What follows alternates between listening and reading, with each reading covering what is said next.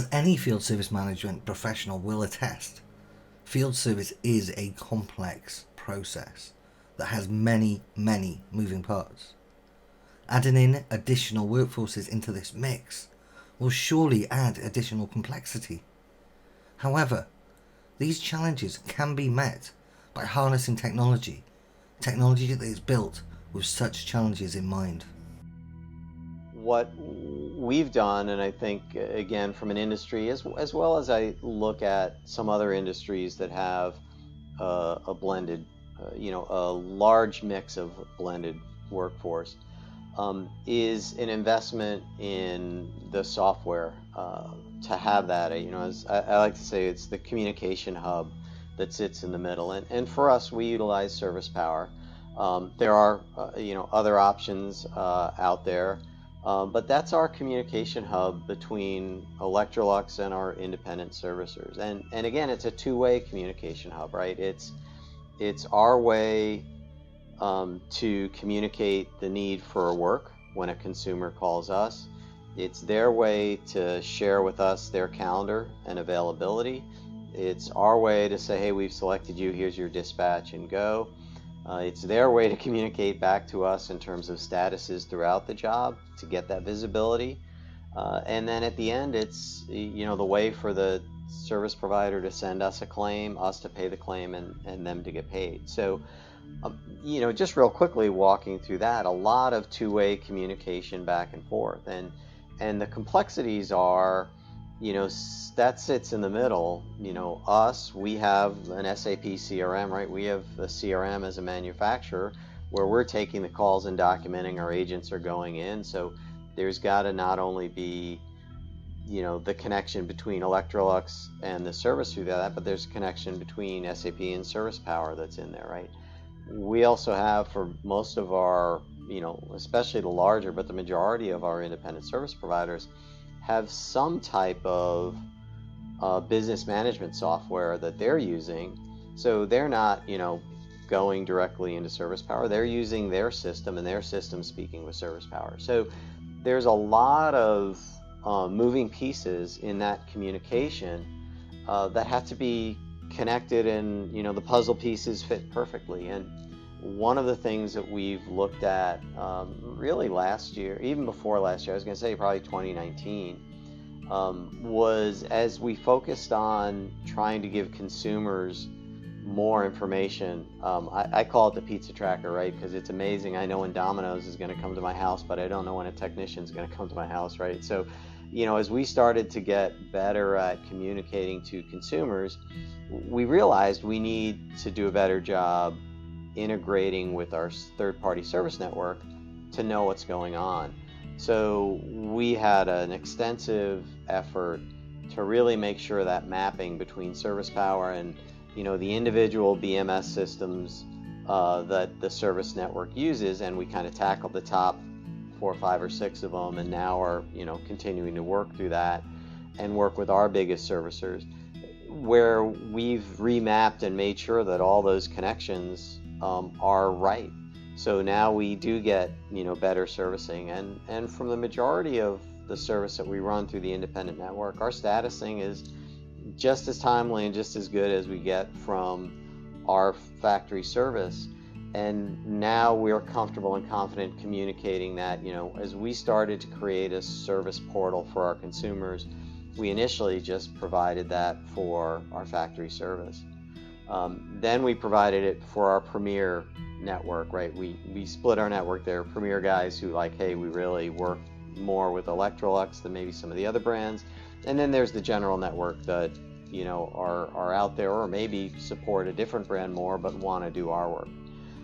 So we started with us, we went to our Premier, but now we've got it open to all of our independent service providers because we've gotten that much better in terms of knowing statuses and being able to communicate and work through that. So I think that's a critical piece of getting that through and making sure you have that communication, that visibility, because when a consumer calls, they don't want to know that you have to go talk to someone. It may take 24, 48 hours to really find out what's going with your job. And we could probably spend a whole hour talking about parts management and what's in there, but knowing what parts needed, what we got, so now with all this visibility, I mean, we're starting to look at and saying, hey, wait a minute, an independent service provider has had an open call for more than 4 or 5 days, and their status is waiting on parts.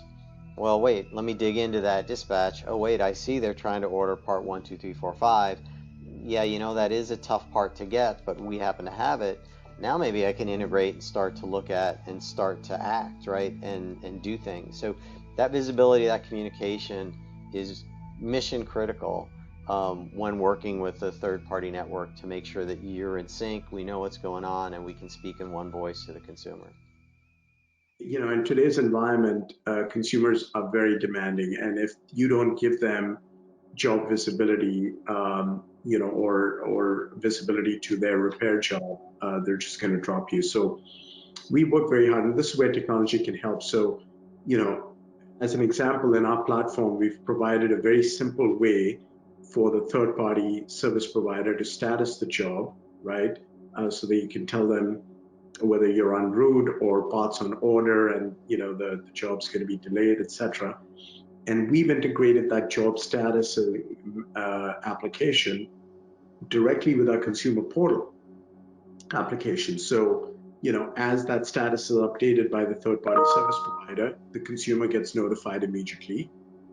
In fact, a lot of service providers also, while they may not provide their GPS coordinates because they don't have that level of sophistication, they will update the ETA status of their job. So let's say they're expected in a time window from 2 to 4 in the afternoon, but they know based on their travel schedule, they're going to be there roughly at 3:30 p.m.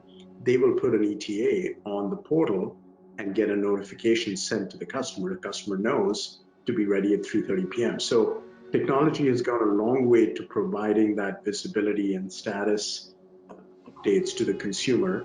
And what we've also done as a field service company is we've integrated to other third-party systems that the service providers use, right? So that our platform can pull that status information and provide it to the consumer. And so that's another way. And finally, we are building our own application at ServicePower to actually give it to the servicer, the third-party service provider, to manage their own business. And as that application called ServicePower Hub gets rolled out in Q1 next year, we will have everybody on the same platform, and job visibility and statusing will truly become more seamless. We heavily use our scheduling system to assist with managing the peaks and troughs, which does very, very well. And we use skill-based algorithms within that process to actually manage the split of the work. Again, you could spend all day talking through how that works, but the key is it's got to be agile. There is no point having your own engineers sat idle and giving work to another organisation within the model. But by the same token, when you are using other elements of the hybrid workforce, you need to ensure that you've got the best and most appropriate skills going to the right party, and they're undertaking the right tasks, so that as an organisation you get the best value possible out of the model. For our customers, we want to give them one platform or one application to manage both their workforces. Again, 5 or 10 years ago, most systems were, I'll deal with your employed workforce via this system. For the third parties, we've got this other system. That's not going to work anymore. It's got to be one platform, one environment to handle both workforces. That's really important, because you can't be dealing with multiple systems and then you lose job visibility across them. Then you need to build some basic intelligence to be able to route work to one or the other workforce. That's really important, because bad decisions get made in the call center all the time. So bad decisions are made if you do not build in the intelligence into the platform or the application about where you want to route that work, right? So that's really important. The third is you've got to have a really easy way to status your jobs during the whole cycle. whether it's your employed techs or your third parties.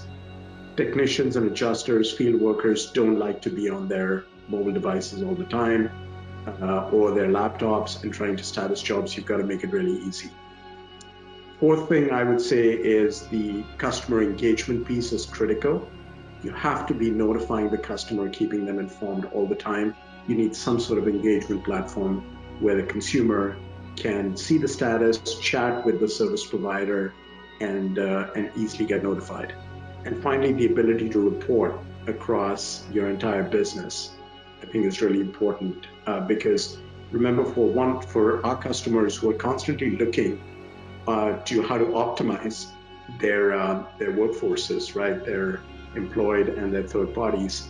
Reporting is critical. They can see their costs, they can see their customer satisfaction rates across both those workforces and make decisions for the future. So I would say those are the 4 or 5 key elements of the technology that are really important. And once you get them right, good things happen. The underlying systems that we use, which for the scheduling is ServicePower, has the algorithms built within there. So you're using a proprietary tool, which you don't have to. You could use other means of doing so, but for us, it does provide the level of functionality that we require. When it comes to systems interacting, we don't insist that the other organisations use exactly the same system as ours, but that we are provided with the updates. We provide a common means for updates to be provided, which one of the elements we are looking at as a potential planned improvement is to look at whether we use a proprietary tool for providing access for the third parties to give us access to their diary systems so that we can actually do it via the reverse, so that we can actually see when they are available and rather than them have to provide us with availability, which at the moment is done through a mix of email and also interactions with the different organisations to understand their capacity that they can assist with. But ultimately, as long as you have a consistent and robust way of getting the information back, you don't have to have everybody on the same system.